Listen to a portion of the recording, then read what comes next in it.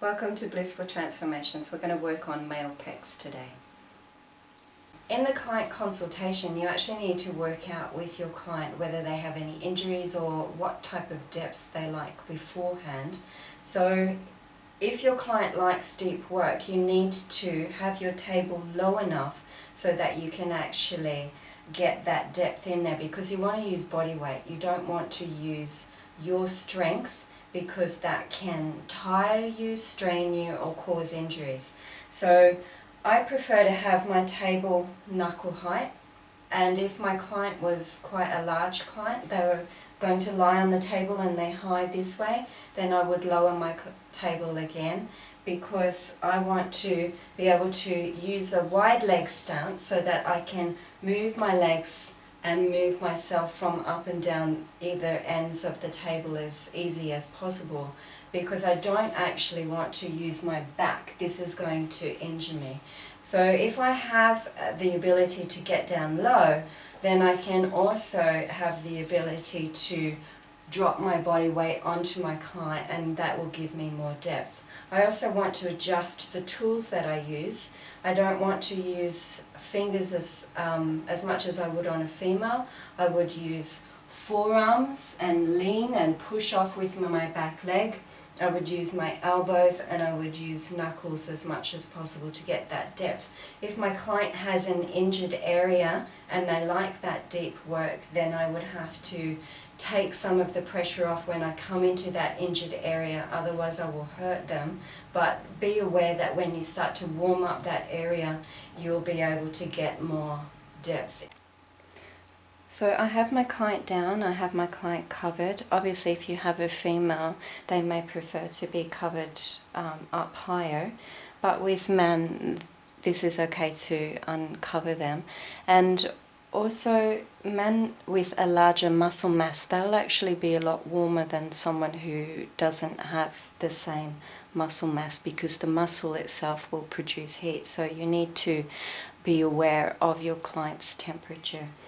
What we're looking at is we have the clavicles through here, we have the sternum, which comes from the manubrium, which is here in the jugular notch, the sternum body, and then we have down lower the xiphoid process. So the sternum, we have the ribs coming from the back, from the spine, and joining up onto the sternum, and this is ribs 1 to 7, but 8 to 12 don't actually join directly onto the sternum.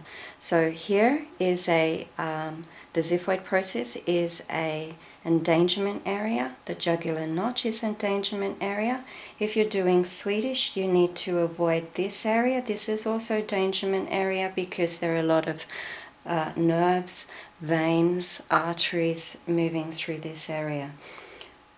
What we will be working on is pectoralis major, and it joins up from the anterior part of the sternum down to the ribs, the 6th rib, the medial half of the clavicle. And if I move my client's arm, you can see that pec major will actually come and join up. This is part of it here, and join up into the humerus itself. We will also be working through the intercostal muscles, which are in between each rib. So we'll be working through the ribs themselves. And we also have pectoralis minor. And if you go below the clavicle, an inch or so below, you'll feel a bony prominence. And this is actually one of the points from the scapula or the shoulder blade that's coming through to the front here. Pectoralis minor attaches to this, so you want to go onto it and below it slightly. If your client has tight pecs, you'll actually feel like a tight band, and this is the tendon attachment. You can work on this area. This is often quite painful, but it actually feels good for someone who has tight pecs. The relief that they get is actually very beneficial. Pectoralis minor attaches into ribs down lower 3 to 5. When you're working on a female, and of course you have your client covered, you could do some circles out to the lymph nodes within the axillary region, which is the armpit region. You might do that a few times. If you have an active female client, she might like some of the male pec work.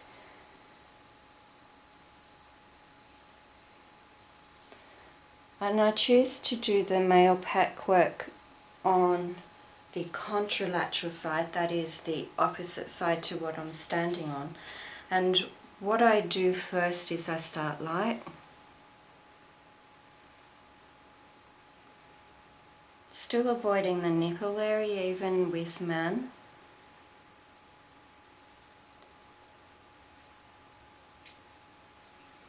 If you wanted, you could do some kneading and actually move the muscle tissue, pick it up.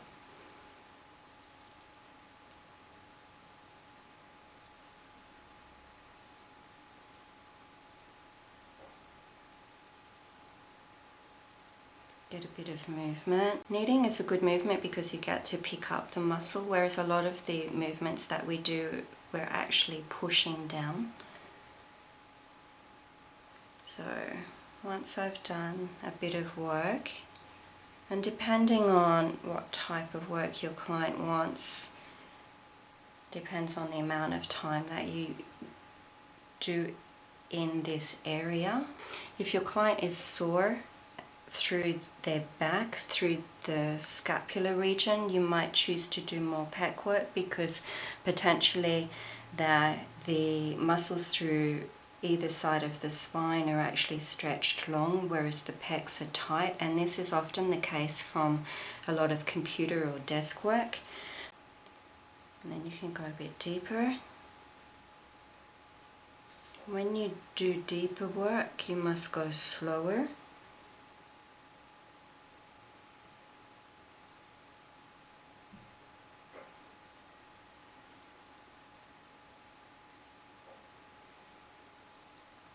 No bone on bone, so you don't want to put your knuckles onto your client's sternum, you don't want to put your knuckles onto your client's clavicle. Now I'm going to work through the intercostal muscles. So you can start from the lateral edge of the sternum, which is the side closest to your client's arm. You need to have no nails or you will scratch your client.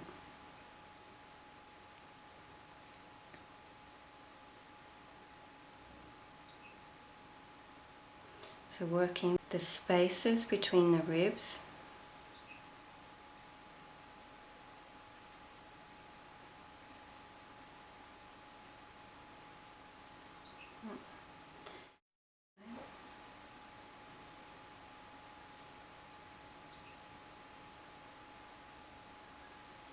So you can do this overlapping move through, and then if you like you can go through slower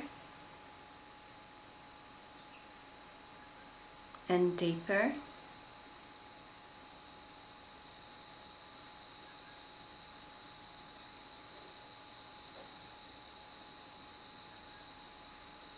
So the first time through you can feel if there's any tight areas,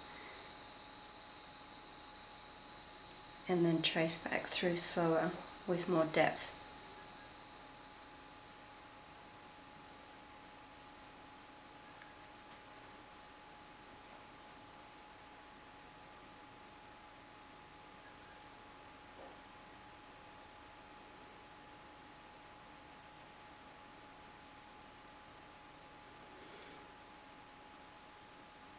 So you can work down and you can work back up.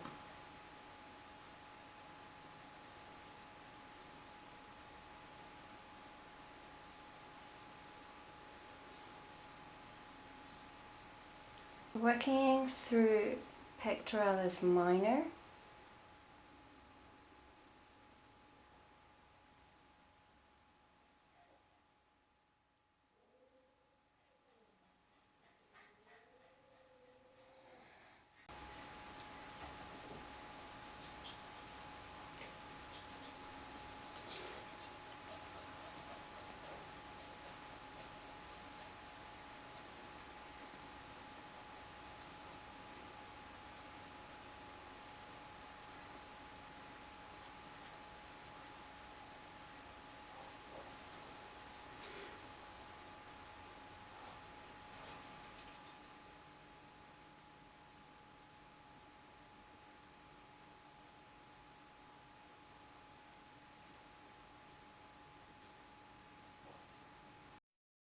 If you do any arm raising moves where you sweep your client's arm up, turn your client's palm up, come down, push their arm from underneath and continue your arm motion all the way down.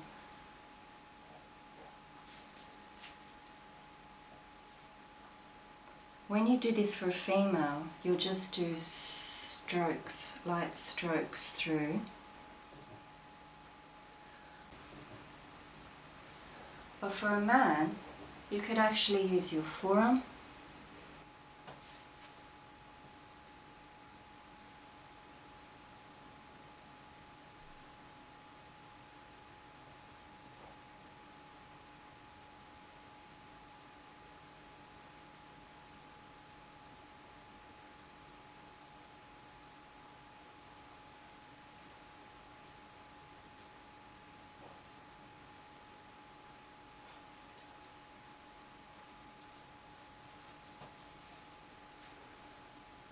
Be careful to support the arm, no bone on bone, which means you don't want to use your forearm, your ulnar, over your client's bones. Put the pressure on the muscle only.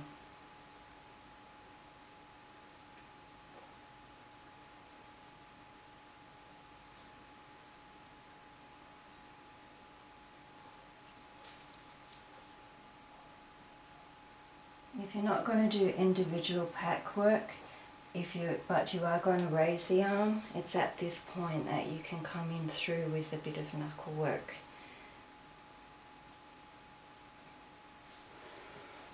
With the Pec Minor attachment, you can come up underneath to the attachment through the armpit. The armpit is actually an endangerment area because we do have a lot of vessels, blood vessels, nerves, so on, coming through this area. So you really do need to make sure that you're actually up underneath the muscle and not into the armpit itself. I'm just sliding through. If you're trained to do Swedish, this is not particularly a Swedish move, but if you know your client well, you know they don't have any injuries and that they like deep work, then you can do this. If you have a client who has quite a hairy chest or even hairy legs or hairy back, then you need to use more oil than you typically would, because otherwise you will end up pulling the hair and it can be uncomfortable.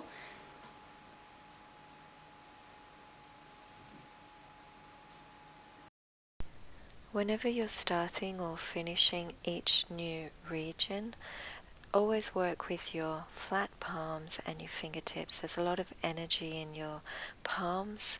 This has a strong healing effect for your client. Work in a nice balanced way. Slow your movements down so that your client slows down and sinks deeper. And the soft work at the end, it balances the hard work that you've just done. Thank you for watching and have a beautiful day.